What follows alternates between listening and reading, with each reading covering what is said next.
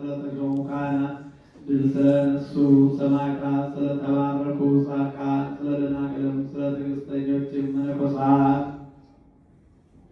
አቤቱ በሰማያት ያሉ የመናብርት ሰረገላዎችን ስለሚመስሉ ስለ አራቱ ወንጌላውያን ከቀደሙ አባቶች በኩል ጀምሮ ከዳዊት ዘር በሥጋ መወለድን የተናገረ ማቴዎስ በሰው የተመሰለ በቀናች ሃይማኖት በግልጽ ላሉት ስብከትን ያረዘመ ማርቆስ በሚያገሳ አንበሳ የተመሰለ ትሕትና በአህያና በላም መካከል መተኛትን በጨርቅነት ጠቅልልን ከእናትህ ከድንግል ጋር በኅብረት መኖርን የተናገረ ሉቃስ በላይም የተመሰለ ነው። ከፍ ብሎ የሚወጣ ከፍ ብሎም የሚጮህ የመለኮትና መርማሪ የሚተረጉም የጥበብ በኃይል የትንቢት ጥልቅ ዮሐንስ በንስር የተመሰለ ነው።